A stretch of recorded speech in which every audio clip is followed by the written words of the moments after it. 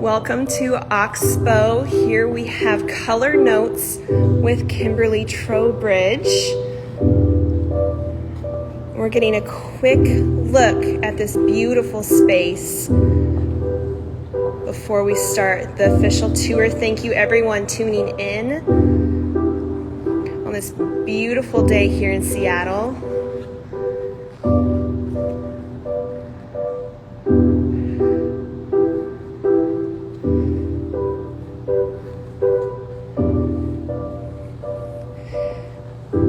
Hello to everyone joining us. We're at Oxbow here today in Seattle in this beautiful space for artist residencies.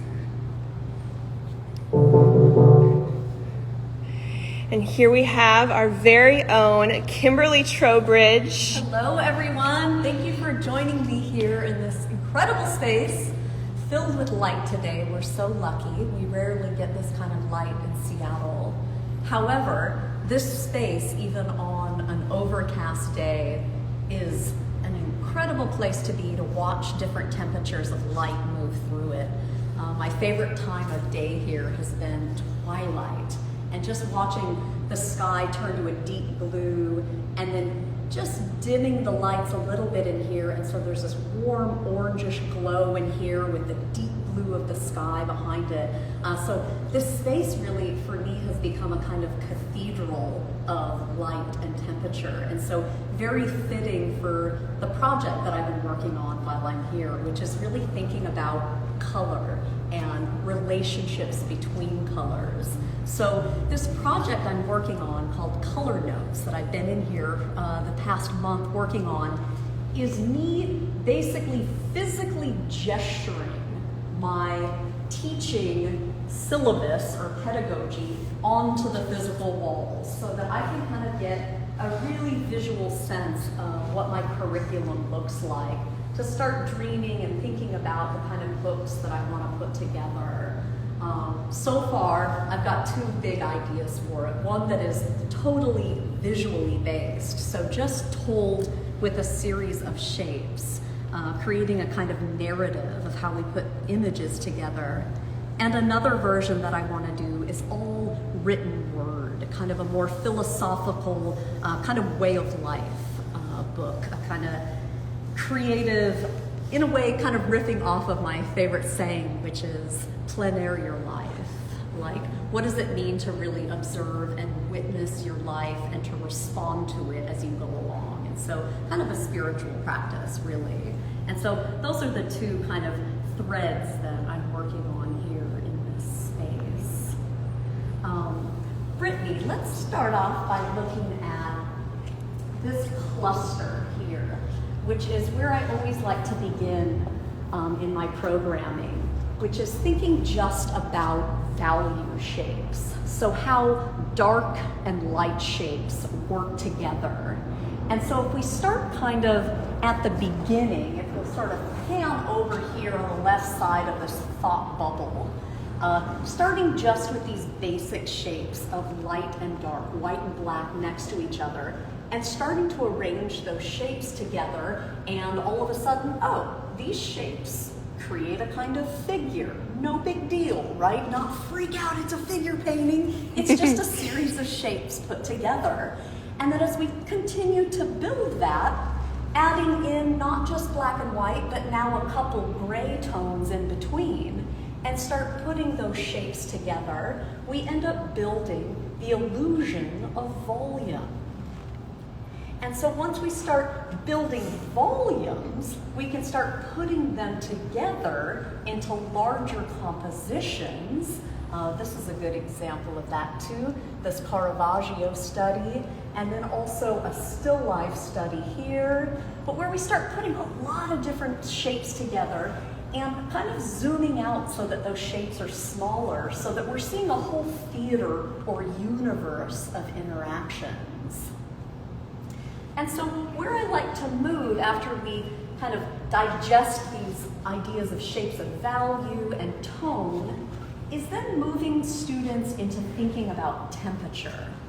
And so not just how much light is hitting a form, but what kind of light. So in this case, we have now a warm light illuminating the lighter sides of these objects, and thus in relation that makes the shadows look bluer or cooler. And so at that point, starting to think about not just value, lighter, darker, but temperature, warmer, cooler. And so where we move then is starting to filter those ideas into a basic complement set. Here we see an orange and a blue. What's exciting about moving into our complement sets is that our complements are considered opposites on the color wheel. So whenever we mix our complements together, we're actually mixing the three primary colors together. So blue plus orange is really just blue plus red plus yellow, our three primaries. And whenever our three primaries are mixed together, they neutralize each other. And so understanding that with our complement sets gives us this incredible access to all of these strange colors that we don't really have names for. These are all called tertiaries, meaning three, tertii, made up of some part of the three complements. And so doing lots of different color charts of different versions of orange and blue, we get all of these different neutrals or tertiaries to play with. And so that really expands our color vocabulary. Because a real misconception with color is that a colorful painting is all bright, saturated color, but I don't think that's the case. I think a real, truly colorful painting and a well-versed painter and colorist really understands and has access to these inner kind of neutral colors and understanding the kind of range that you can get from those. So this whole thought bubble here is really exploring different takes on the orange-blue complement set. And so again, moving from value into thinking about temperature, orange-blue is a wonderful set for doing that because orange is our warmest color on the color wheel, and blue is our coolest. And so who's warm and who's cool is really obvious. Whereas when we move to red and green, hard to say who's the warmer one and who's the cooler one. Red and green gets a little bit more fickle and a little bit tricky. Red can easily move towards purple and seem kind of coolish.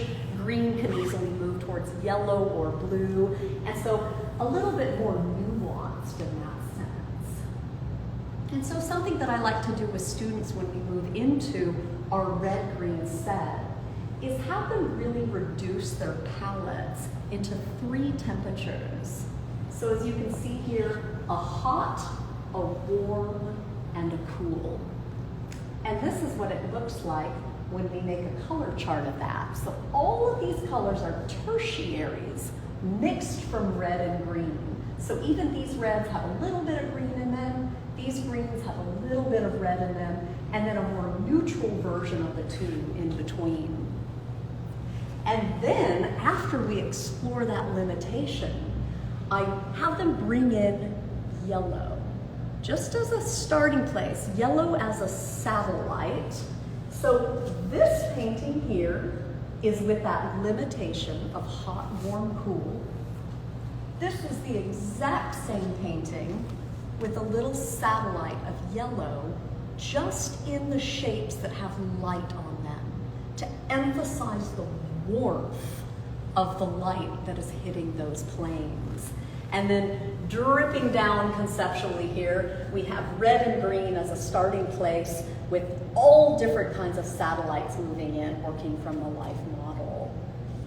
And then we can bounce over to our yellow-violet, same thing. Really interesting, fickle, strange, spiritual perhaps, complement set.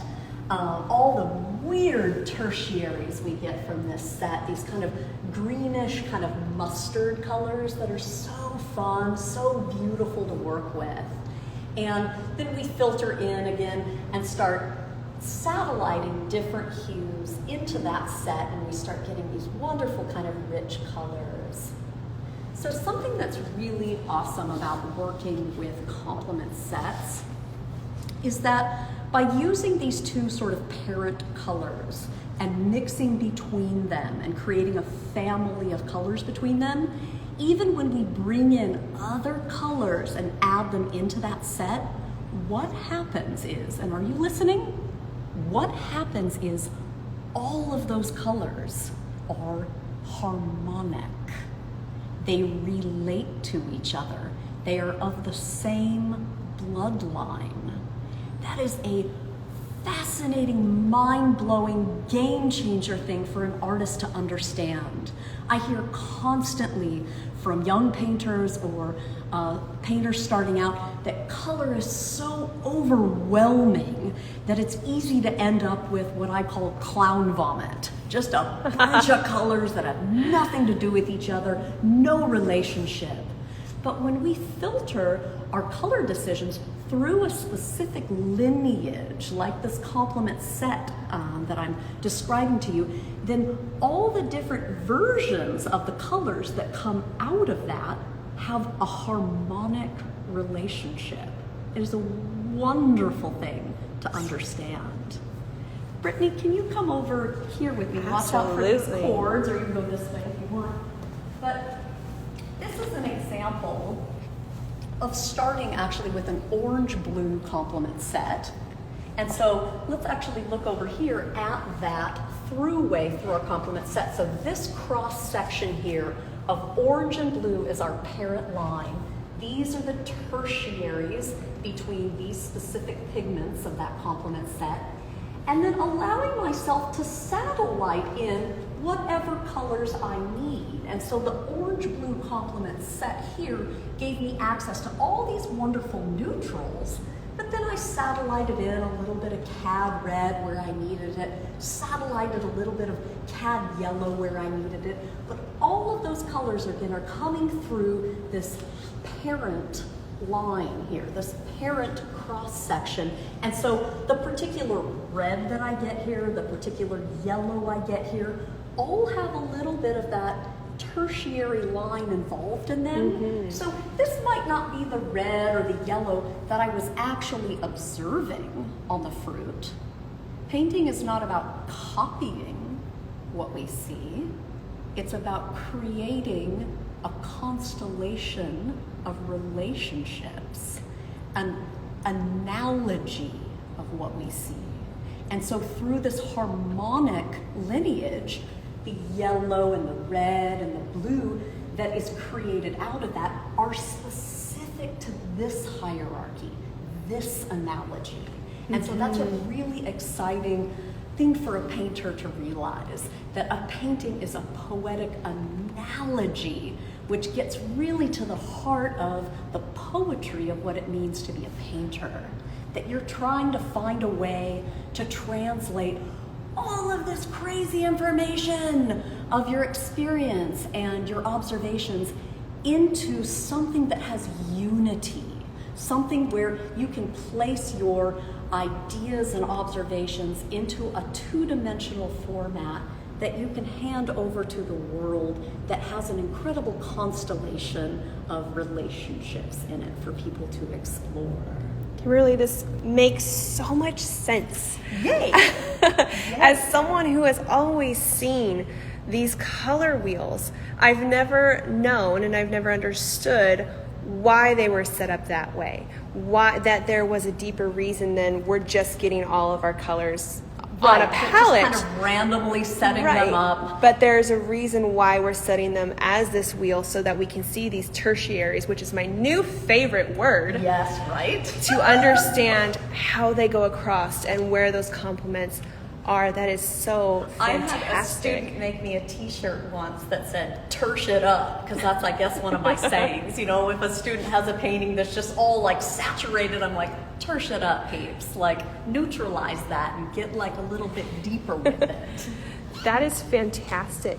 Yeah. Can you show us a little bit more about your work with paper over here? Yes, definitely. Because I feel like a lot of us artists, we start off with just this natural affinity to color and this understanding and viewing color a little bit differently than the world, but we don't always know, without formal training, we don't always know why we're seeing it that way, or to be able to translate what we're seeing. I had that once happen to me from an art mentor, and he said, "You have a really good understanding of light." And I said, "I don't know what I'm doing." Yes. And he said, "Okay, get some formal training, Yes. and you'll get some understanding." So that's what I see happening here, is for even artists who are more advanced, maybe going back to these basics could really help them understand why they're seeing these values, why they're seeing and understanding color the way that they are, and understanding that relationship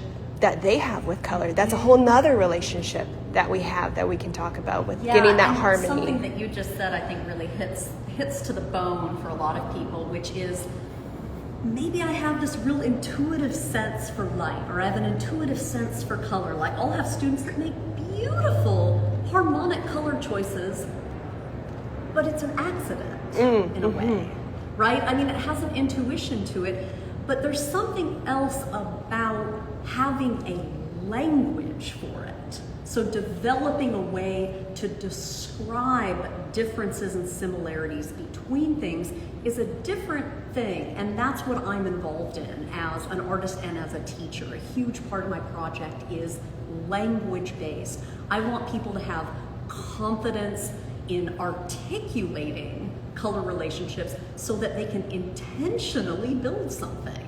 So I'm not inventing any of this.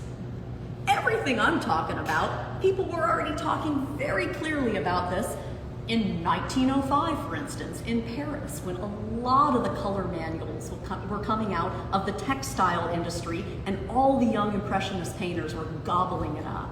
So I'm not inventing this. I'm rather placing a way of talking about it, or presenting a way of explaining it and articulating it. Translating. Translating it, Yeah. and hopefully liberating artists so that they feel that they can contribute and write their own visual poems. So in starting this off and kind of showing everyone, starting with value and then kind of tiptoeing into our tertiaries through our complement sets, I want to really emphasize how important value is. How important it is to understand where our darks and our lights play together. Because that really is for sure, biologically ingrained in us. We first saw shapes of light and dark. Color came in later in terms of our evolution and our development. And so when we see light and dark flickering in our periphery, there might be a lion in the forest about to kill us. And so we're already wired to notice these lights and darks. And so taking that out of the picture, if we're not considering our shapes of light and dark, we're really compromising the structure of a painting, which can be interesting. The Impressionists played with that a lot. Monet's famous painting of the sunrise, where this glowing orange sun is the same value as the sky behind it, but your body responds to it differently. When we stand in front of an Impressionist painting, we buzz a little bit differently than when we're looking at, say, a Renaissance painting that is very much value-based. But so I want to kind of go back to the beginning a little bit. Brittany, if you'll just kind of show this stash of shapes here, that these are just some black shapes on a white surface.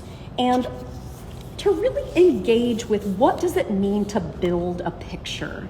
A picture is something that is just made up of flat, two-dimensional shapes arranged in a certain order. And so how that then bridges into creating the illusion of volume it's magical. So let's look at this black surface here. And I'm going to place this gray shape here. Can we see that okay? Now, what if I imagine this actually to be a white box? And so the gray here might act as its shadow. I'm going to imagine a light coming in through this side. Brittany, if you'll come over here so that this is the bottom. And so I'm going to cast a light on this object. Bam. All of a sudden, we have the illusion of 3 dimensions simply by placing that one shape there. And the angle gives us a sense of its perspectival nature. So if the light is coming from here and illuminating it, well then this plane is going to drop a little bit into shadow, and we'll keep the top, that original gray, since the light is coming from below, that's going to be our darkest plane. And so again, this is just a series of a few shapes placed together that start to create volume. This is the underpinning for still life painting, landscape painting, figure painting. This could be a head. This could be a torso. Okay? Now let's play with it a little bit. Let's imagine that that same light is illuminating a floor plane that's a little bit lighter in value. And let's say that this back wall is a black wall, but it has light illuminating it. Uh-oh, I don't know where my other shape is. Sheesh. Okay, just kidding. Maybe it doesn't have a light illuminating it. But we certainly do need to cast a shadow here. Oh, I want to find that shape. Oh, it's over here. Okay, so if this is a black wall, but it has that same light touching it, then the darkest dark has to be the shadow, not the light. And so even if it's a black wall, illuminated in light, it's going to have to drop in value so that its shadow is now actually the black and the darkest dark. And so a concept I want to introduce here too is called relative value. I'm imagining this to be a white box, so its shadows only get to be a kind of grayish. If this, however, were a black box, similar to how that back wall is black, then I would need to lighten it in this way, placing it nowhere near as light as what the white box was. And so the value scale on the black box is relative to its local color or local value. Let's go over here and take a look at that in a little bit different way, where we have these different value cards set up with the light illuminating them. Notice how the white object, the light on it, is lighter than anything else in the box. So it is so much lighter than that same light that is illuminating the black object and the gray object.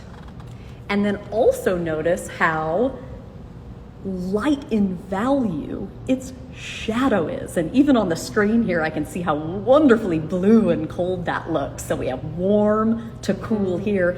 But if we say had a value scale of 1 to 10, and 1 was white and 10 was black, the shadow on the white object maybe is only a 2 or a 3. Whereas the light on the dark object might be a 7 or an 8.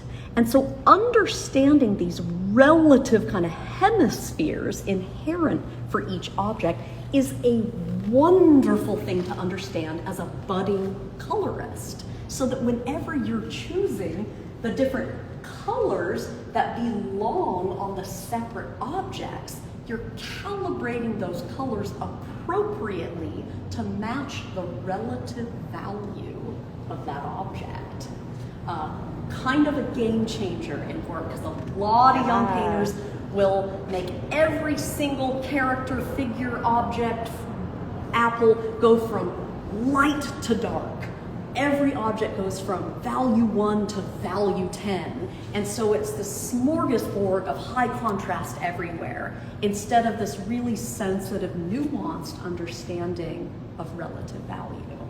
Fantastic. Well, I know we're getting a lot in the comments of mind being blown. And it's so neat to see that happening in front of us using the paper. Because when I first walked in here, I was like, wow, we've got, cut out paper. What is this? And so now I understand how you're using that to physically move that around and look at that before you ever put paint to paper or Yeah, and canvas. that's, something in my curriculum that I've developed over the years, the importance of collage. Because before even getting into the mushy messiness of paint, to understand the clarity of each shade and being forced to cut that out of paper and make a very articulate choice that you can respond to, versus if we launch right into painting, it's mushy mush and all kinds of subtle brushwork, and it's like there are 10,000 things wrong here, and it's hard to address what's happening. And so with collage, it's so direct. And I also really love the physicalness of it. I love that you physically have to cut a shape out and place it next to another shape. And that, I watch in students year after year, that is a game changer for how they think of painting. Do you ever find that by creating your structure and understanding your values first before ever going to your easel brings more confidence to you when you go to paint? What I've heard from a lot of artists that I work with is they can look at a blank canvas and they see it in their head, but they get a little intimidated, and just going in with a sketch doesn't really help you. Everyone has a different method, obviously, but does this lend you a level of confidence going into that project that is so much greater than any other Definitely. And I have setup? to admit, kind of earlier on, I resisted it a little bit. I'm like, that's so traditional to do a tonal study beforehand. Barf, I'm a rock star, I'm not going to do that. But more and more developing as an artist and certainly as a teacher, and really understanding that limitation from the beginning, limiting it to building with value, is liberating, not boundary keeping. It allows you then to play your color notes with great confidence and a certain playfulness that can happen on top of that, which is just wonderful to play with. So actually, let's look at, since we're thinking about the box examples, these are examples of leaping onto that outer rung of the color wheel and using total saturation here, and then allowing white to come in and play with some of those colors. But so these have no tertiaries involved at all. So different. But the value structure's there, right? Like that this is a white, we can tell that it's a light colored object because its shadow doesn't get anywhere near a black, and its lightest light is quite light. Its shadow just sort of a pale turquoise. And so that's a more outer rung kind of saturated version of handling the same subject. And for those of us who know you, follow you, and love you, we know you're also a huge musician. And so, I wouldn't say huge. but we know that it really influences your artwork and understanding of relationships. And for those of us familiar with music, what you said before, playing your notes, but also building up a chord that harmoniously works together. So those familiar with music and familiar with chords, and thanks to all my years younger self of piano, I can understand when we think about that and how we put those together, how that allows you to then build off of those. So one hand can be playing a chord and one hand can be playing a high melody or something going off in a way that's like value, lights, darks, and then trickling. But on it top anchors of it with us. Color. Absolutely, and it anchors you through the piece or through the score. And so this wonderful hint of this idea of music theory behind your color theory, I think, is really fascinating. It is so vast and so massive, and I only have my big toe inside of it, but there's so much more to learn from it. But years ago, starting my band, My Future Self, which is we're no longer together, but was such a cool project, because really it was an art project. It was about learning to assign color to different notes and starting to compose songs visually through linearly placing colors next to each other. So actually, just as an example, a lot of the things that I've been composing in here during this time I'm playing with a very small triad of colors or notes, and most everything is in the key of E, which is red, and that happened because where I happen to be with my students in terms of our pedagogy and our syllabus was we were playing with a red-green complement set, and so I was really starting to play with that. So the color red is the note E for me, and so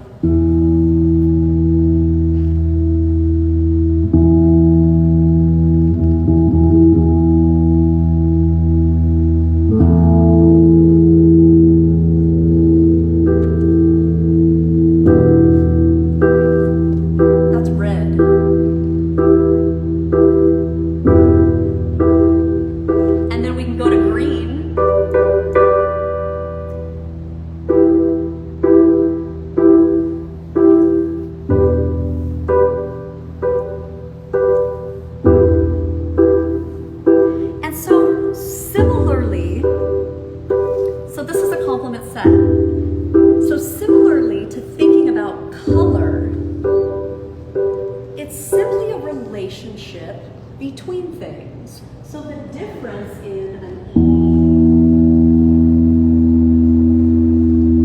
and a G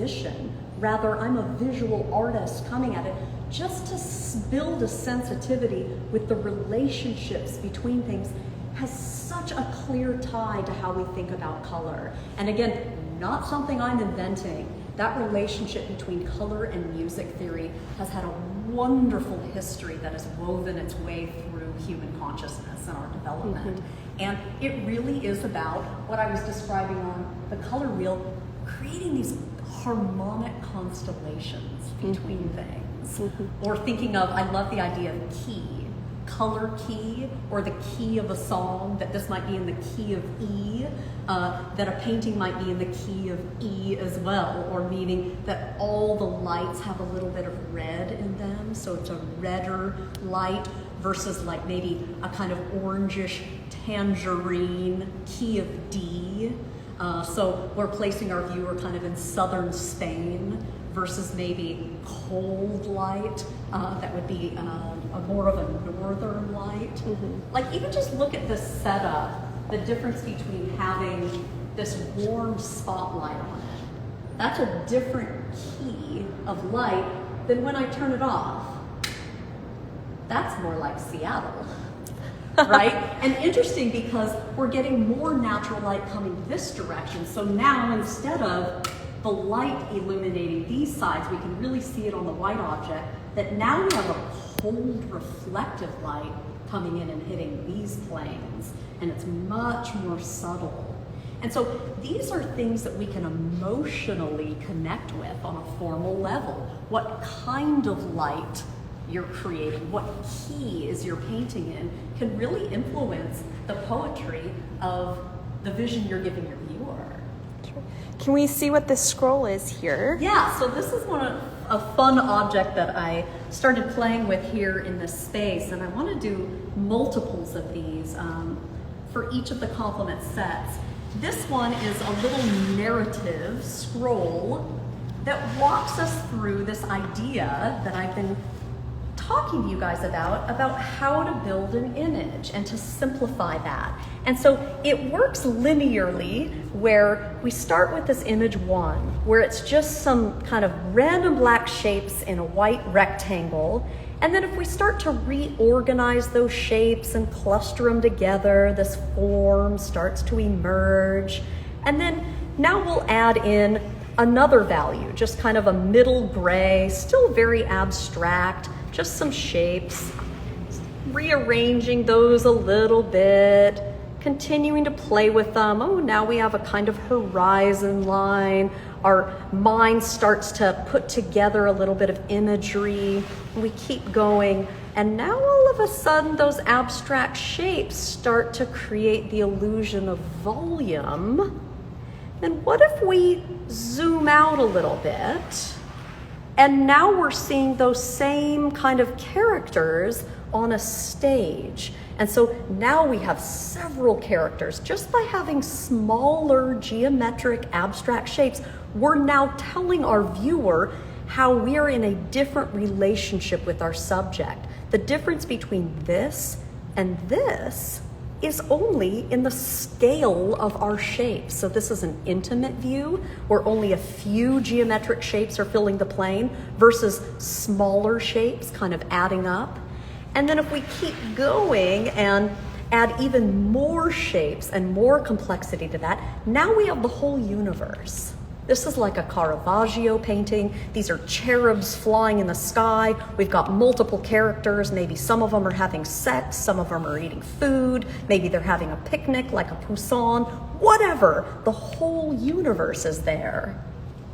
Then let's start zooming back in on our individual characters to again reacquaint ourselves with these simple geometric shapes that make up a picture. Zooming in even further, and now we're getting down to basically 1, 2, 3, 4, 5, 6, 7, just say a dozen shapes. Again, if we think of collage, that these are just abstract shapes like this that happen to just be arranged a little bit differently to create the illusion of volume. Then if we take that middle gray out, now we're back to the beginning of the scroll in a way where we just have some flat dark and light shapes, some shapes floating around that can kind of be rearranged, and now we end just with 1, 2, 3 shapes. In a nutshell, that's all you need to know. That's how you put an image together. It's just some shapes, just some flat shapes on a flat surface.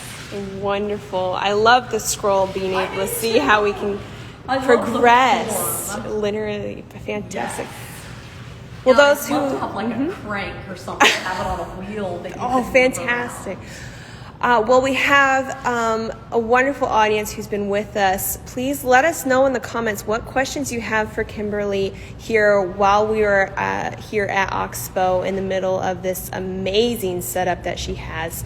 If you have questions about the shapes, theories, what questions do we have? In the meantime, I'm going to spit a couple questions at you because I want to know, how long have you been in this space? Ruth, when did I come in? Like the beginning of February. Yeah. Beginning of February. So just a month basically. February short, so about a month. So that's Yeah. fantastic. And you are, a lot of this you said is with your curriculum, with your atelier, and the Trowbridge Atelier through Gage Academy of Art.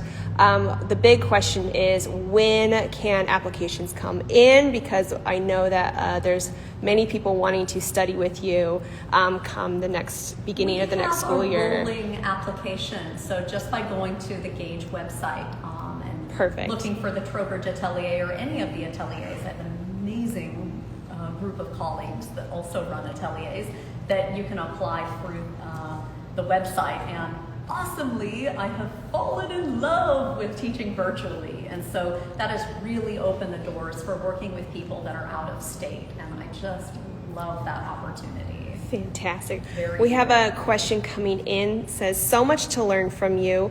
When will you write a book on color theory? And I think you chatted a little bit at the very beginning of this live that there's some threads happening and some ideas, but do we have an idea of a when?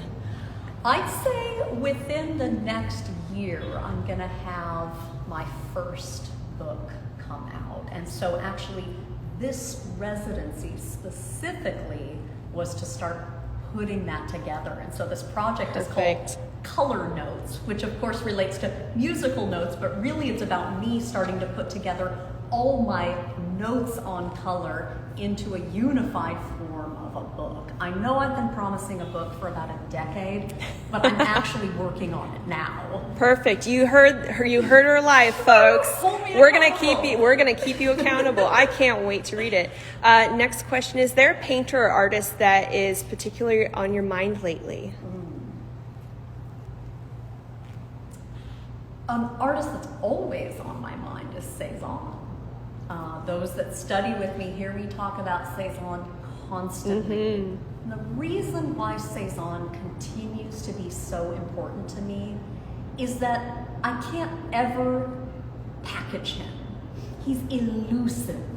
And what he did that is so significant to me personally is his body of work really sought to combine the lessons of color from Impressionism with the lessons of really the Renaissance through value. And so he sought to weave these two seemingly disparate things together, and specifically sought to do that through direct perception. So if we think about his late work and standing in front of Mont Saint-Victoire, doing painting after painting after painting of the mountain in the distance, that he is trying rigorously with little shapes and spots of color and light and dark to be as faithful to his perception as possible. So not relying on what a good painting looks like or what he thinks the scene looks like or trying to copy it. He's actually making a document of his perception. And that's why he's really considered the grandfather of modernism, because his paintings are these primary documents of human consciousness, trying to visually show you what it looks like to be standing on that hilltop perceiving something. That's fascinating. That's so great. Never isn't important to me. But I think specifically it has to do with this desire to weave together the rigor of value-based structure with the luminosity and ephemerality of color and the wonderful, in some ways, impossibility of that. That's so great. Love that. Another question for you, Kimberly. Can you imagine painting without the cadmium colors? What would you use to substitute? Oh, this is a big discussion because cadmiums are toxic and they won't necessarily be around for much longer. My students and I talk about how at some point we'll have to get our cadmiums on the black market or something. I love the cadmiums. I do think they are irreplaceable. Of course, I'm open to using modern pigments as equivalents, but what is so special about the cadmiums is that they have the incredible intensity, luminosity, but that they also have body, they're viscous, and they're opaque, which is amazing. So most of our modern colors, like our quinacridones and our phthalos, are super intense, but they're transparent. And so you have to add something else to them so that they have a body to blossom that color.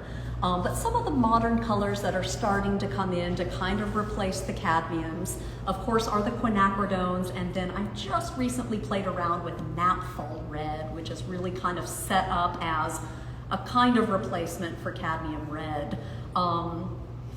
It has a nice strength to it, but the viscosity is a little tricky for me. It felt like I was using nail polish or something. But the thing is I have all of these reactions and opinions to things. It's like, ooh, I don't want change or something. It's like, I like what I like. But the truth is I'm constantly evolving and changing. Most of my paintings are on paper now, and I used to hate painting on paper, and now it's my go-to. So come back to me next year, and maybe I'm all about naphthol red. Who knows? Well, we'll remember to ask you that.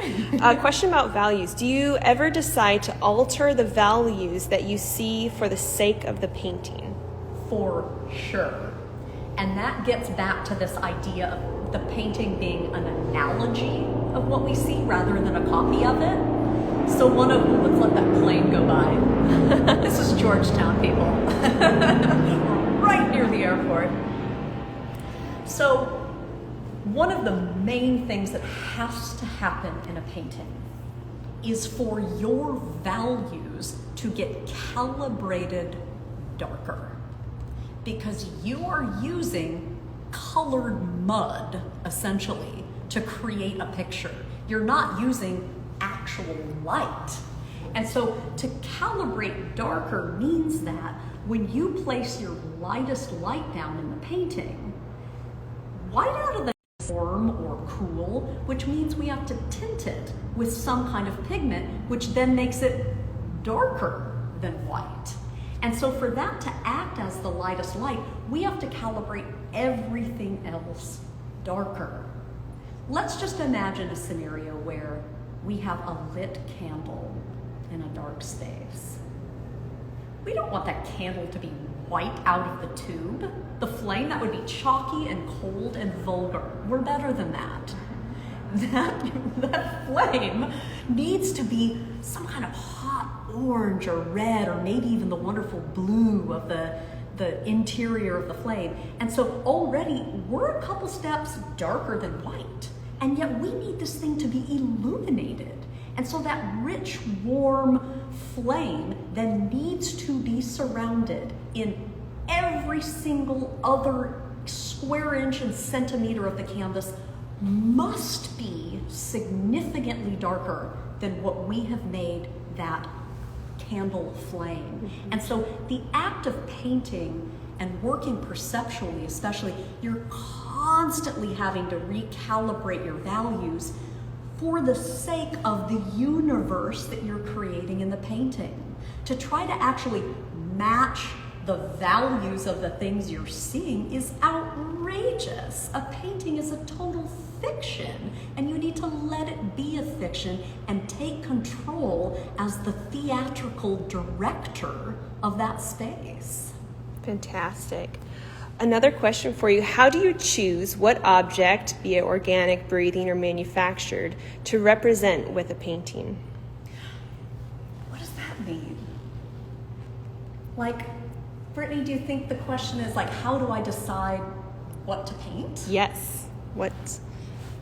How? Well, out of everything, how do we decide what to paint? Especially as somebody, as I'm a digital artist, and I am about to take my first lessons in oil painting. So for me, that would be like, how do I know what to choose to start working on painting? Yeah, how do I start that working with these values? Question, in a way, is I see that with a lot of my students, actually, that question has a lot of anxiety around it, that this sort of pressure, in a way, a self-pressure to find my subject matter, the thing where I can really be unique.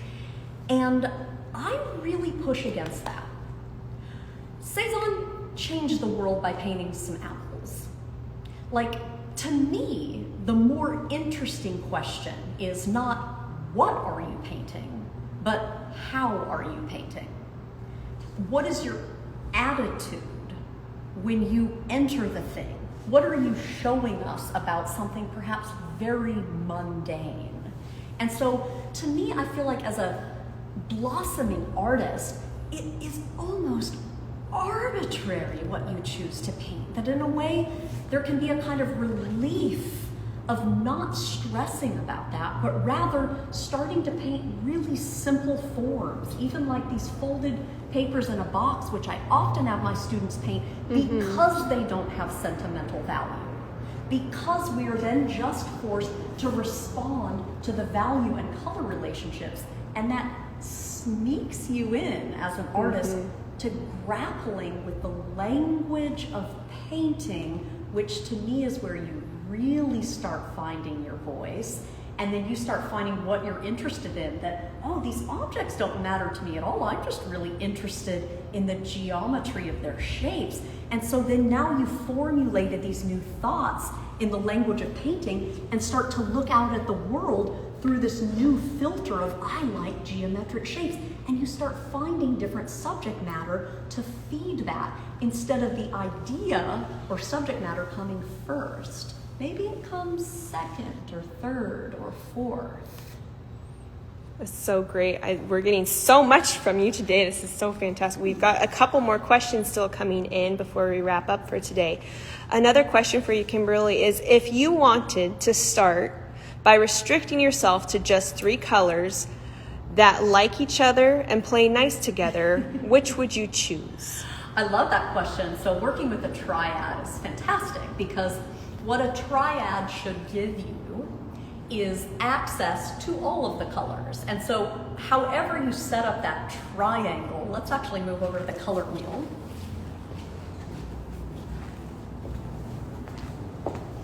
So our classic primary triad, of course, would be a red, a blue, and a yellow, right? Mm-hmm. Because then we can mix these together, get our orange, these together, get our purple, these together, get our greens. For me personally, though, and I think a lot of you know this that have studied with me, my favorite triad is the secondary triad. So rather than the primary triad, I really like to use the secondary triad as a starting place. Here's what's unique about it. Orange mixed with purple, these are not perfect complements. And so when I create a cross section between them, I'm still creating tertiaries because mixing a purple and an orange together is still the 3 primaries, right? I've got red, yellow, red, and blue. But they're not making a perfect neutral, but they are making these wonderful, rich, specific tertiaries between them. And as a Pacific Northwest painter, the particular colors in this range are the bark of the madrona tree, the rich warmth of the soil, the western red cedar. Oh! Similarly, when I mix my orange and my green, I get these rich tertiaries that talk about moss and ferns and all these warm greens that happen that are very different than greens that we mix just by adding yellow, which are a little bit more acidic or kind of a classic grass green or Kelly green. The greens we get with an orange are just like my students and I joke, we call it just baby vomit or cat poop. Those are the best colors. And then similarly with purple and green, the other part of the triad, we weirdly get these interesting bluish colors, even though in theory you're not supposed to be able to mix a primary. But relatively speaking, working with this triad, you're getting all the points. And so you can shift that triangle however you want. So you could use a magenta and a tangerine and a turquoise. That could be a really wonderful triad to work with. Mm-hmm. And what I'm talking about here is a right triangle, but of course you could do a pizza slice as well, like a more acute triangle where maybe you're starting with a yellow and a green and then having a maroon and limiting yourself to that. And so that question is exciting to me and is so much a part of what I teach that there isn't one answer. That the point is that you create a relationship and range amongst our saturated colors and our tertiaries that you can flex your muscles and dance and play around that color wheel in different creative ways that are specific to the poetic vision that you want to express.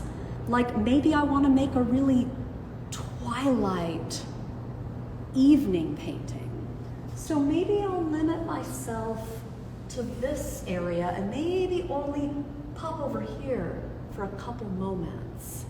Maybe I want to make a painting that's just doused in the light of southern Spain. And so I'm going to hang out mostly here and then just a little bit bring in some of the cooler tones here. Maybe not even the saturates, just a little bit of these neutrals that in that context would appear extremely cold relatively. Mm-hmm.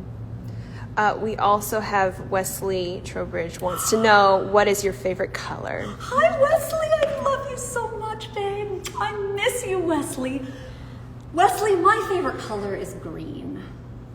I paint so many different landscapes, and I love all of the different greens that I can get, like the dark emerald green of a cedar versus a really bright yellow green of the grass.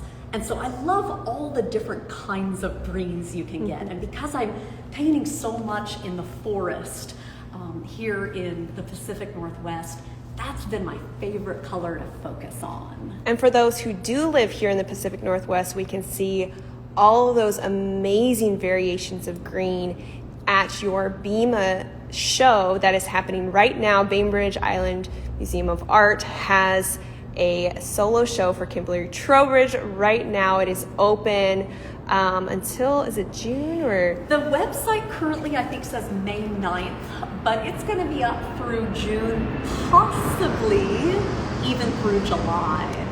So those that are in the Pacific Northwest region, it's just a little ferry hop, little ferry ride over to Bainbridge Island. You can stay in your own safe little COVID bubble in your car on the ferry.